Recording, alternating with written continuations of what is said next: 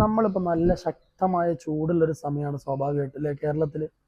അപ്പോൾ നമ്മൾ പലയിടത്ത് വാർത്തകൾ കാണുന്നുണ്ട്, പാമ്പ് കടിയേറ്റ് മരിച്ചു, അല്ലെങ്കിൽ പാമ്പ് ബെഡ്റൂമിൽ, പാമ്പ് അടുക്കളയിൽ, പാമ്പ് ബാത്റൂമിൽ, പാമ്പ് എ സിയിൽ എന്ന് പറഞ്ഞിട്ട് നമ്മൾ പല വാർത്തകൾ നമ്മൾ കേട്ടുകൊണ്ടിരിക്കുക. മൂർഖൻ പാമ്പിൻ്റെ ഈ രാജവെമ്പാലൊക്കെ ഫോട്ടോ നമ്മളിങ്ങനെ കാണും ഓരോ വീട്ടിനുള്ളിലൊക്കെ. അപ്പോൾ ഞാനിങ്ങനെ ആലോചിക്കുന്നൊരു സംഗതി ഉണ്ട്. ലോകത്ത് ഏത് പാമ്പല്ല, ആന, വലിയ വലിയ വന്യജീവികളെ, സിംഹം, പുലിയെ പോലും സ്വന്തം വീട്ടിൽ വളർത്തുന്ന ആളുകളുണ്ട്.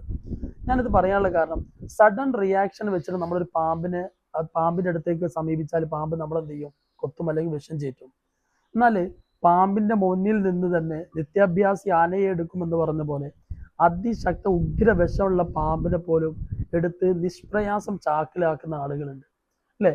എന്ന് പറഞ്ഞാൽ ഏതൊരു വ്യക്തിയോടാണെങ്കിലും, ഏതൊരു സമൂഹത്തോടാണെങ്കിലും, ഈവൻ നമ്മുടെ കുട്ടികളോട്, ഇത് ഏറ്റവും കൂടുതൽ നമ്മൾ പ്രായോഗിക്കേണ്ടത് നമ്മുടെ കുട്ടികളോടാണ്.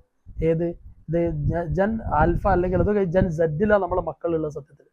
അപ്പൊ ജൻ സെഡിലും നമ്മൾ പ്രത്യേകിച്ച് നമ്മുടെ കുട്ടികളോട് അല്ലെങ്കിൽ നമ്മുടെ സമൂഹത്തിലൂടെ എവിടെയാണെങ്കിലും, നമ്മൾ ലീഡർ ആവട്ടെ, ഒരു നേതാവട്ടെ, ടീച്ചർ ആവട്ടെ, നമ്മൾ ഈവൻ നമ്മുടെ വീട്ടിലെ ഉപ്പ ഉമ്മ അല്ലെങ്കിൽ അച്ഛൻ അമ്മ, പാരന്റിങ്, ഏറ്റവും പ്രധാനം നമ്മൾ പാരന്റിങ്ങിൽ ശ്രദ്ധിക്കേണ്ടത്, നമ്മളെ മക്കളോട് സഡൻ റിയാക്ഷൻ വെച്ചിട്ടൊരു കാര്യം പറയുമ്പോൾ അത് നേരെ നമുക്ക് തിരിച്ചടിക്കും.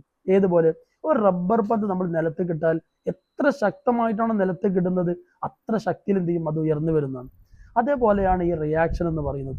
ഒരിക്കലും നമ്മൾ എന്ത് ചെയ്ത് സഡൻ റിയാക്ഷൻ പ്രത്യേകിച്ച് നമ്മുടെ വീട്ടിൽ നമ്മൾ നടപ്പിലാക്കാൻ ശ്രമിക്കരുത്. നമ്മൾ പ്രാസംഗികനാണെങ്കിലും എന്ത് തന്നെയാണെങ്കിലും നമ്മുടെ കാര്യങ്ങൾ വളരെ സാവധാനം, ലഘുവായി, എന്താ പറയുക, മൃദുലമായി, എന്താ പറയുക, വളരെ മൃദുലതയോടുകൂടി സമീപിച്ചാൽ നമ്മൾക്ക് ആ കാര്യം എന്ത് ചെയ്യാൻ പറ്റും? എത്ര വലിയ സംഗതി നമുക്ക് നേടിയെടുക്കാൻ കഴിയുന്നുള്ളത്.